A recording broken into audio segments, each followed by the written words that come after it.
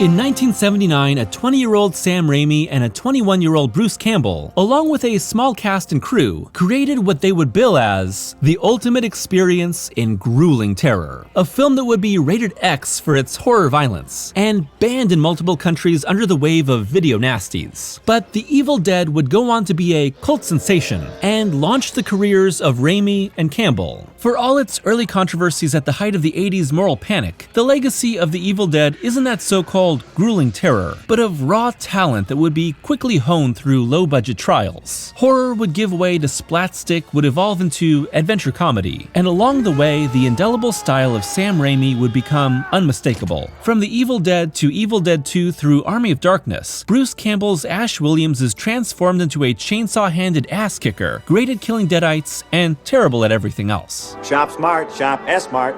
But the Evil Dead trilogy isn't just the story of Ash's insane battle against the terrors of the Deadites. It's also the story of Raimi, Campbell, and their friends, who went from a group of young adults trying to break into the film industry to some of the most influential and well-loved names in horror history. It's a story of pure passion, setbacks, small victories, and a growing legion of fans. This is the story of The Evil Dead and the evolution of an iconic horror franchise.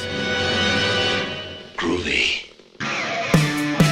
The Evil Dead sees a small group of friends stay at a secluded cabin in the woods, only to accidentally summon a demonic entity that turns or kills them one by one. With this horrifying group of deadites eventually defeated by Campbell's Ash Williams, at least for the moment.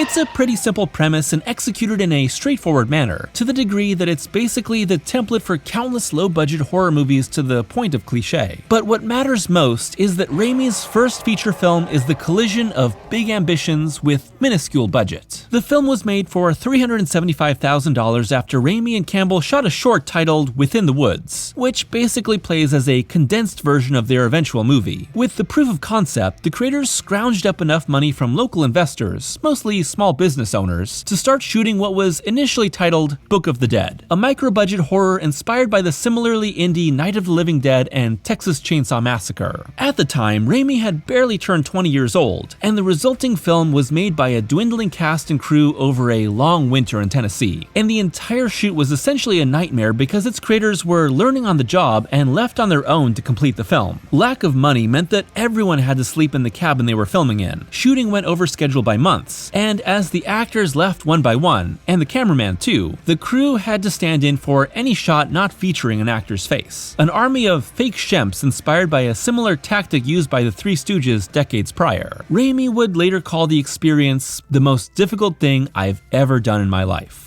When you watch The Evil Dead, it's very easy to see the shoestring budget and the inexperienced acting. Why are you torturing me like this?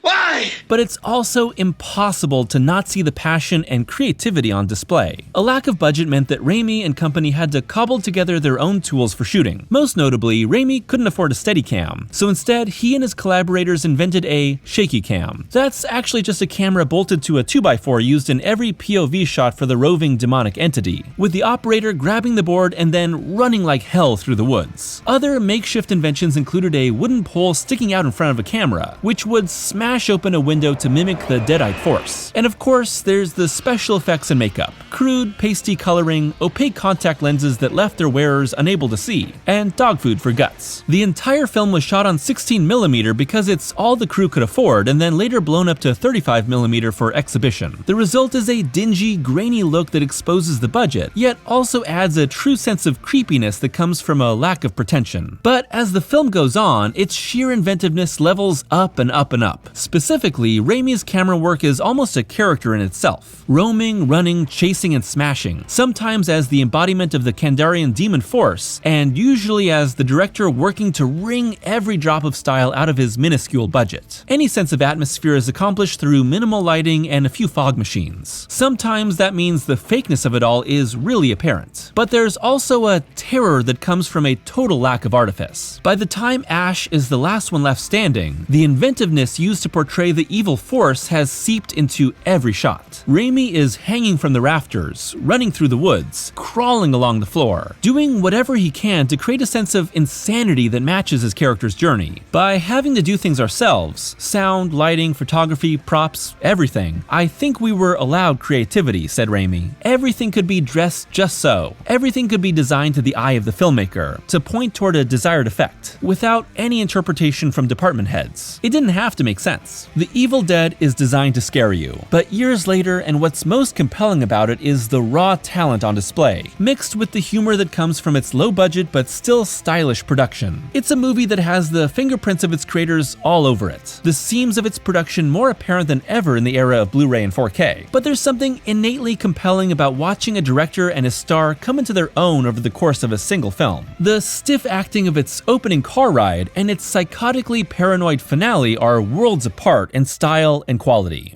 And there's just something innately inspiring about watching a movie that is clearly the product of a group of creators intent on forcing it into existence through sheer willpower. Raimi and friends had made a horror film as their first feature because John Carpenter's Halloween showed them it could get an audience. And they were right. The film would soon be retitled The Evil Dead, toured across America, shown out of competition at Cannes, and championed by Stephen King. The success of The Evil Dead gave Raimi and Campbell the chance to make a studio-backed film, Crime Wave. Have you heard of it?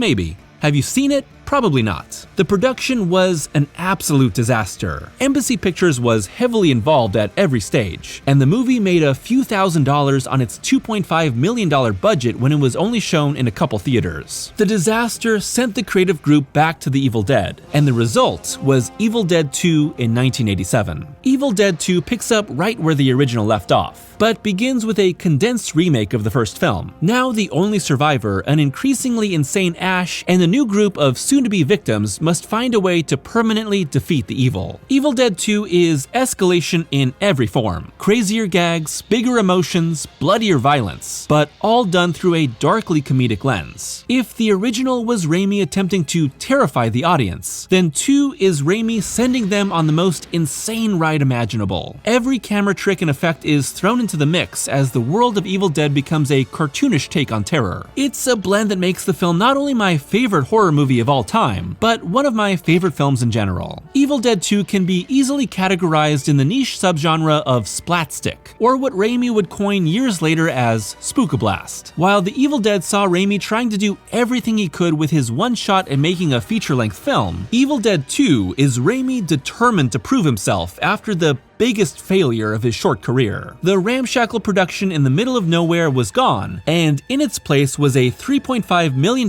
budget from Dino De Laurentiis, a full professional cast and crew, and an actual set built for the cabin inside a junior high gym. Watching Evil Dead 2 is seeing a filmmaker now with the experience needed to put his innate talent to its full use, and an actor now in complete control of his inherent charisma. And essentially, Evil Dead 2 is a Looney Tunes approach to horror, filled with self-aware gags and overwrought emotions to make everything as over-the-top as possible. Killer severed hands, multicolored blood shooting from the walls, a soul-hungry old woman who hulks up like Hogan, and of course, an iconic chainsaw hand. The beauty of Evil Dead 2 is that it's just as funny as it is scary. Raimi, co-writer Scott Spiegel, and producer Robert Tappert used the human body as the source of both horror and comedy. Ash sawing off his evil hand is horrifying in theory, but hilarious in how exaggerated it is. Compare the original to the sequel. In the first, something like a pencil to the ankle is designed to make the audience squirm from the grotesque pain. In 2, a grueling death creates a geyser of blood that floods the cabin. One is meant to provoke fear through small, relatable torture. The other to induce laughter through something our brains can't register as real. It might surprise you that despite being a huge influence on the genre, Raimi is a Three Stooges fan first and a horror fan second. There isn't all that much that could be truly classified as outright terrifying in Evil Dead 2.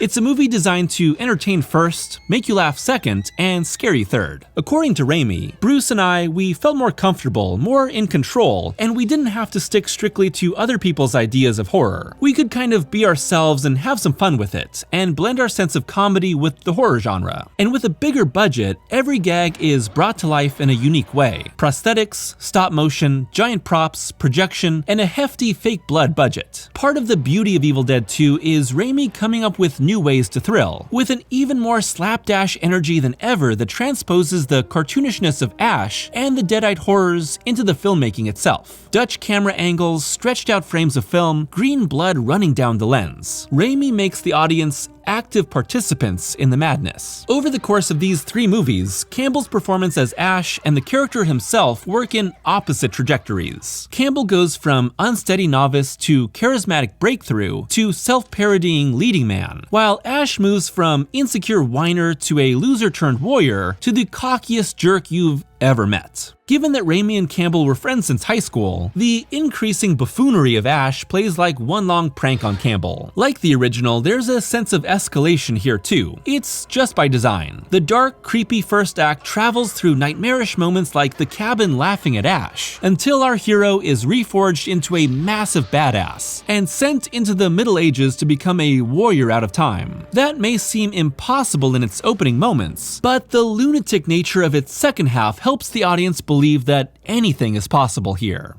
The return to Evil Dead ended up being the right move for Raimi. It was a critical and financial success that afforded the writer-director the chance to indulge in his lifelong superhero love with Darkman, and eventually return to the franchise with Army of Darkness, which explores the idea the director originally had for a sequel. Army of Darkness once again provides a quick recap of the first 2, and then immediately picks up where 2 left off, with Ash trapped in the medieval past, and now forced to fight the Deadites before he can return to his time. After 2 films of grotesque cabin set horror, Army seems like Whiplash, but in the larger scope of Raimi's career, it makes total sense. This is the man who would produce Hercules, The Legendary Journeys, and Xena Warrior Princess. Army's inspiration is less horror and more a Connecticut Yankee in King Arthur's Court and Jason and the Argonauts, with a ludicrous hero at its center that wouldn't be out of place next to Moe, Larry, and Curly. It's Raimi almost completely breaking away from the horror confines of the series, and instead indulging in all of his favorite things. A bigger budget and a wider scope makes Army the odd one out in the trilogy, but also the one with the most mainstream appeal, making the most money out of the 3 and capping off the story, either with a feel-good goofball ending or a darkly comedic one, depending on if you watch the theatrical or original cut. Army is designed to make you laugh first and only scare you in a couple moments, epitomized by its spooky opening quickly segueing into a daytime set medieval romp. There's only a few traditional Deadites, and outside an incredible geyser,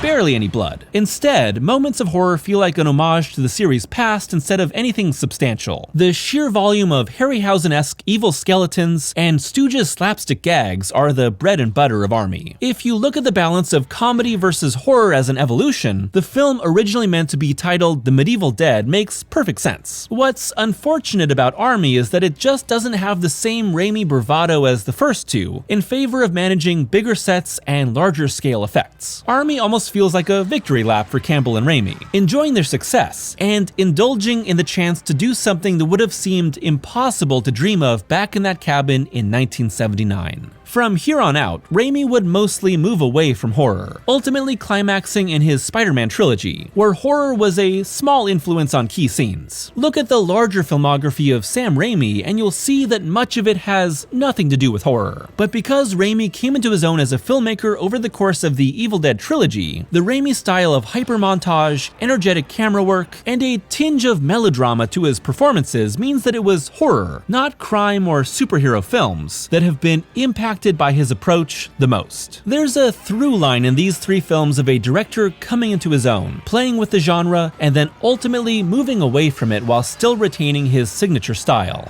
Likewise, there's a through line of an actor placed in a starring role with very little experience, delivering a star-making performance after years of practice, and then becoming a cult icon within horror. This is my boomstick! Every Evil Dead fan will have their own personal favorites, but a fondness for the franchise as a whole. For me, I originally watched the trilogy at 13 years old and in reverse order, starting with the fun Army of Darkness and working my way backward because I had very little experience with horror at the time. Army remained my personal favorite for years, but as I got older, Evil Dead 2 cemented itself as the best, and a high watermark I measure most horror by. Its focus on inventive thrills and filmmaking bravado mean I can watch it over and over and over, no matter the time of year or mood I'm in.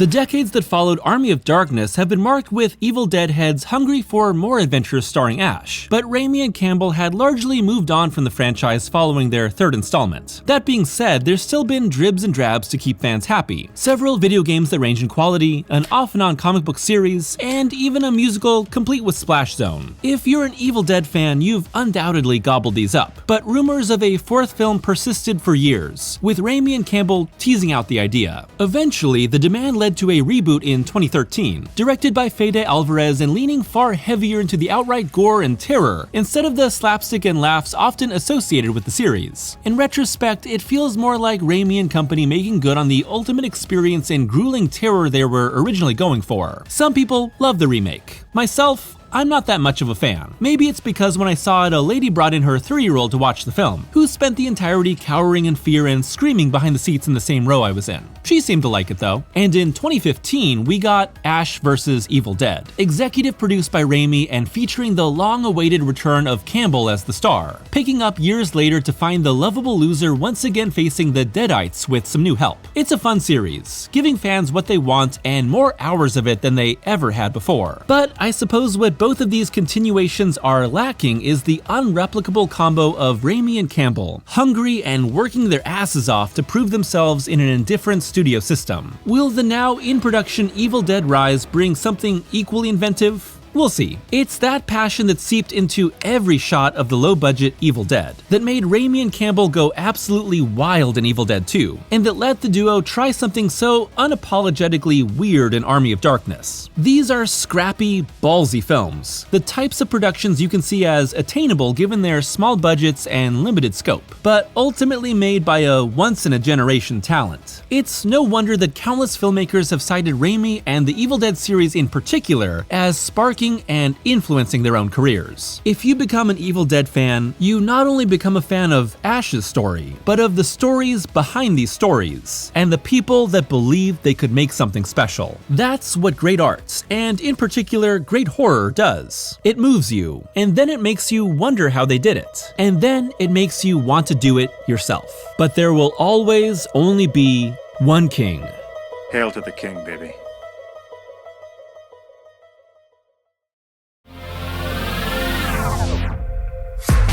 Thanks for watching today's video, the second installment in my ongoing Halloween series. I hope that you're enjoying it so far because I'm having a blast making these videos. I've been a huge Evil Dead fan for years, so much so that one of my earliest videos was on Evil Dead 2, but it was eventually taken down due to copyright. Thanks a lot, Studio Canal. All these years later, and I just couldn't help myself but talk about Evil Dead once again. But I didn't want to just talk about Evil Dead 2 again. I also wanted to talk about the original and Army of Darkness, which both have a special place in my horror heart. Over the years, I've rewatched these movies so many times, I've read books, I've seen behind-the-scenes features, and I've basically dedicated each of the movies to memory. So making this video really just felt like second nature. In particular, I love Bruce Campbell's autobiography, If Chins Could Kill, Confessions of a B-Movie Star. If you're a fan of Evil Dead, you should really read it. And if you're a fan of the Evil Dead movies, or even if you've never seen them before, I hope you enjoyed the video. I'd love to hear your thoughts on the franchise as a whole and your own personal favorite of the entire Evil Dead franchise. As always, a huge thank you to my patrons for their continued support. And if you'd like to be a patron, it's only $1 a month for early access to every video and special Patreon exclusive reviews. At the time of this video's debut, I should already have up a few Patreon exclusive reviews, including a special comic book review of the entirety of Donny Cates and Ryan Stegman's Venom. I'll be back again soon as the Halloween series marches on. Until then, I hope that you're having a great Halloween, taking care of yourselves, and watching out for one another. See you again soon.